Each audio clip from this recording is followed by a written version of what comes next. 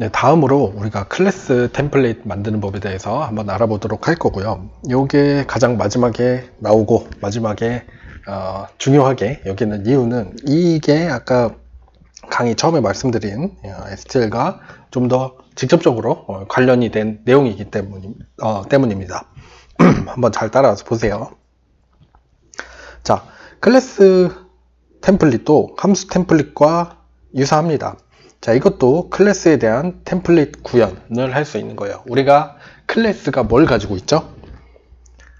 멤버 변수와 멤버 함수를 가지고 있잖아요. 그 함수에 뭐 인자도 있고 반환형도 있고요. 변수에도 타입이 있죠. 그런 것들을 템플릿화 할 수 있다는 얘기입니다. 얘도 개념적으로는 클래스의 설계도라고 생각을 하시면 되고, 마찬가지로 컴파일러가 타입에 따라서 적절한 클래스를 생성해줘요. 자, 우리가 이 클래스 템플릿에서 사용할 예제는 이겁니다. 같이 한번 타이핑을 해보도록 할게요. 잠시만요. 여기 지금 사용했던 것은 이제 지우도록 하고 메인 함수도 비워놓고요. 보시면은 아이템이라는 클래스를 만들고 있습니다. 그래서 멤버 변수로 스트링인 아이템의 이름 그리고 값을 멤버 변수로 가지고 있고요. 생성자로 이름과 value를 넣어주면은 멤버 변수인 name과 value에 인자로 들어온 값을 저장을 해두고, 그 다음에 스트링을, 그러니까 이름을 반환해주는 getName이라는 함수가 있어서 얘는 뭐 const겠죠. name을 리턴해주고, 그 다음에 getValue는 저 value에 해당하는 인티저 값을 반환을 해주는 이런 함수입니다. 굉장히 간단하죠. 그래서 예를 들어서 뭐 아이템 객체 i를 만들 때 아이템의 뭐 이름이 뭐라고 할까요?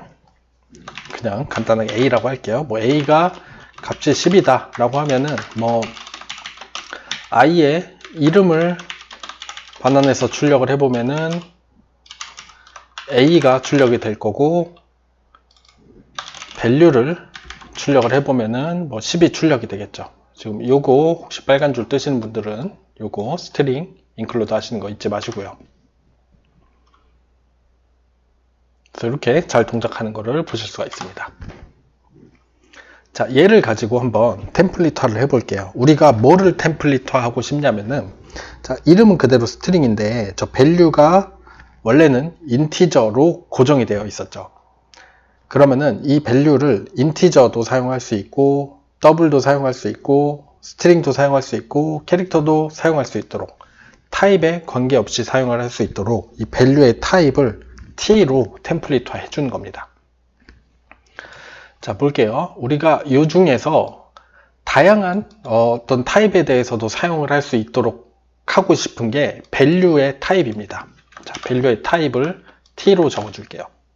자, 이 value가 t라는 타입이면은 인자로 받는 value의 타입도 t여야겠죠. 이게 중요한 부분이에요. 자, 함수 템플릿에서는 그러니까 뭐 어떻게 보면 비슷하긴 한데, 그러니까 타입을 모두 이제 t로 치환을 해줬다면은 여기서는 이 멤버 함수들 중에서 바뀌어야 되는 부분까지 같이 t로 치환을 적절하게 해주셔야지 돼요. 자, 예를 들어서 이 getValue 보면은 value를 리턴을 해주기 때문에 이 반환형도 얘랑 같은 타입인 t여야지 되겠죠. 그리고 당연히 이게 끝이 아니라 이 밑에 사용한 t들이 타입 이름 대신 사용한 거다라는 의미에서 name t plat이죠. 이렇게 적어주시면 됩니다. 자, 그러고 나서 볼게요. 이제는 그냥 만들 수가 없죠. 그래서 이 i라는 아이템 객체를 만들 때에 타입을 명시해 줘야 돼요. 뭐의 타입? 이 value의 타입이죠. 지금 10 값을 두 번째 인자로 넣어줬다는 얘기는 우리가 이 아이템 객체의 밸류가 인티저 타입이라는 걸 의미를 하고 인티저다 라고 이렇게 명시를 해줘야 된다는 겁니다. 자, 얘 그대로 잘 동작 하나 볼게요. 여전히 잘 동작을 하고요. 만약에 밸류가 여기처럼 이렇게 10이 아니고 이번에는 더블인 뭐 D를 만든다고 했을 때 이제 얘의 밸류는 이런 식으로 더블형을 가질 수 있게 되겠죠. 그래서 얘도 잘 동작을 하는지 출력을 해서 확인을 해보자면 이렇게 잘 동작하는 걸 보실 수 있습니다. 아까 함수랑 비슷하죠. 자, 우리는 이렇게 하나만 설계도를 정의를 해놨지만은 얘를 보면 컴파일러가 이 t를 int로 대입을 해서 클래스를 하나 만들고 얘를 보면 컴파일러가 t에 더블을 대입해서 클래스를 또 하나 만든다는 거예요. 자, 그 얘기는 뭐냐? 이것도 여러분들이 주의하셔야지 되는데 그러면은 아이템이라는 이름을 가진 클래스가 두 개가 있는데 그래도 괜찮은 거냐라고 생각을 하실 수 있지만은 이 템플릿 구현에서는 여기까지를 타입 이름으로 생각을 하시면 돼요. 그러니까 얘랑 얘는 완전히 다른 타입인 겁니다. 다른 클래스예요. 무슨 얘기인지 아시겠죠? 뭐 물론 그러니까 말로 설명할 때는 이 i가 뭐 아이템 객체다라고 이야기를 할 수 있겠지만 사실은 컴파일러가 얘와 얘가 사용되고 있기 때문에 이 템플릿을 기반으로 두 개의 클래스를 만든다는 거예요. 하나는 요런 클래스, 하나는 요런 클래스. 그래서 두 개가 별도의 다른 클래스다 라는 거를 여러분들이 인식을 하셔야 됩니다. 그래서 코드로 적진 않았지만 예를 들어서 저 밸류를 또 스트링으로 적어줄 수도 있겠죠. 그러면은 이렇게도 사용을 할 수가 있을 거예요. 출력을 해보시면은 저 아이템의 이름인 박과 헬로가 잘 출력이 되는 것도 여러분들이 직접 타이핑을 해보시면 확인하실 수 있을 겁니다.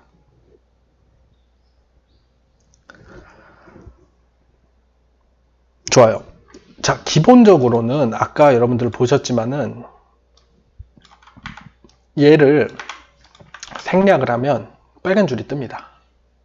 자, 함수랑 조금 다르죠. 그러니까 얘가 인티저니까 자동으로 여기서 t 대신 인티저가 들어가서 추론을 알아서 해야 되는 거 아니냐고 하겠지만은 기본적으로는 클래스 템플릿의 경우 우리가 이걸 적어줘야지 돼요. 얘는 타입을 명시를 꼭 해줘야 합니다. 자, 그런데 이제 강의 자료에 이 부분 고급으로 붙어 있는데 C++의 최근 버전에서는 저 클래스에 대해서도 타입을 추론할 수 있는 기능이 추가가 됐습니다. 그래서 뭐 여러분들 비주얼 스튜디오에서도 사실은 보면은 속성으로 들어가서 C++ 랭귀지 여러분들 언어라고 돼 있을 거예요. 자, 여기 보시면은 저는 이렇게 설정을 해놨거든요. C++ 뭐 언어 표준 이렇게 돼 있겠죠. 자, 보시면은 저는 지금 C++ 14 버전을 기준으로 컴파일을 하도록 되어 있는데 이 버전도 바꿀 수가 있습니다. 그래서 17 버전으로 하면은 얘가 없어도 오류가 안 납니다.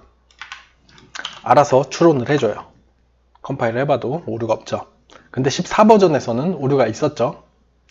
자, 뭐 여러분들이 이제 이것까지 이제 고려해서 C++ 코딩을 하는 경우는 뭐 많지는 않겠지만은 만약에 내가 예전 버전 컴파일러에서도 내 코드가 잘 동작하게 하고 싶다고 하면은 얘를 생략을 할 수가 없습니다. 그쵸?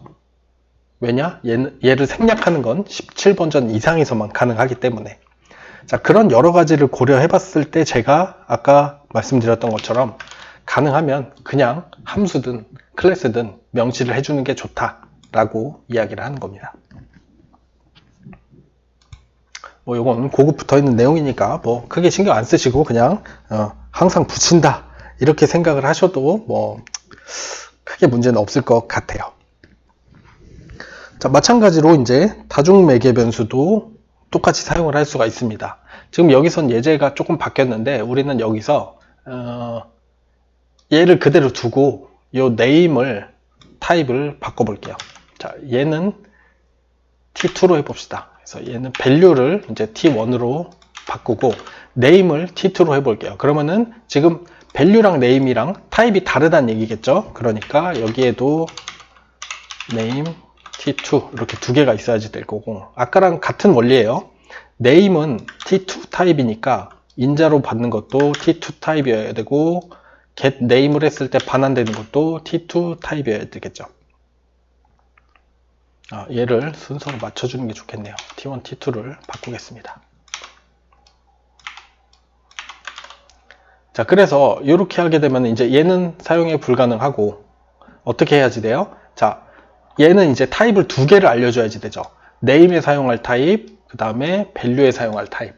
그러니까 여기다가 이 아이템 객체를 만들 때 t1은 string, t2는 int다 라고 해줘야 이렇게 사용할 수가 있는 거겠죠. 얘도 마찬가지로 t1은 string, t2는 double이다 이렇게 명시를 해줘야지 됩니다. 자, 이름이 길어졌죠? 요거 자체가 타입 이름이라고 생각하시면 돼요. 예제에서 보는 것도 뭐 비슷합니다. 그래서 이런 식으로. 여기 첫 번째 꼭 스트링만 써야 되는 건 아니죠. 여기 보시는 것처럼 뭐 예를 들어서 name을 인티저로 해서 name을 뭐 10으로 할 수도 있겠죠. 자, 이렇게 클래스 템플릿도 다중 매개변수 사용이 가능하고요. 마찬가지로 마지막에 함수 템플릿 마지막에 얘기했던 클래스 템플릿의 특수화도 가능합니다. 얘 같은 경우에는 이렇게 볼까요? 그러니까 조금 복잡하긴 한데 자, 예를 들어서 여기는 이렇게 똑같이 동작을 하지만 만약에 두 번째 타입이 더블인 경우에는 다르게 동작하도록 하고 싶다면 두 번째 타입을 여기서는 없애주고 t2 대신에 더블을 명시를 해주면 됩니다. t2 대신에 더블. 그러면 이제 이 클래스는 이 클래스 템플릿을 특수화하게 된 거예요. 그래서 동작을 한번 바꿔볼까요? 더블인 경우에 get value를 했을 때 값을 뭐 2배를 리턴을 하라고 했으면은 자, 1.345 대신에 뭐가 출력이 될까요? 아이고. 여기서 네, 여기서 이거를 지우는 게 아니고 여기를 더블로 명시를 해줘야지 됩니다. 그래서 여기가 아니죠. 죄송해요.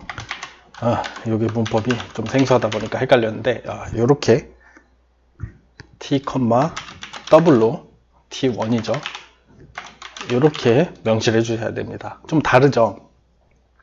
그러니까 무슨 얘기냐면 이거는 이렇게 생각을 하시면 될 것 같아요. 자, 지금 이 위에 템플릿을 보시면은 인자 두 개를 우리가 알려줘야 하죠. t1과 t2 타입을 두 개를 알려줘야 됩니다. 그래서 이렇게 적고 있어요. t1은 string, t2는 int다 라고 알려주고 있죠. 자, 그런데 여기 지금 특수화, 더블에 대해서 특수화한 예제를 생각을 해보면은 우리가 알려줘야 할 인자는 사실은 t1 하나죠. 왜? 두 번째 거는 더블로 명시가 되어 있으니까.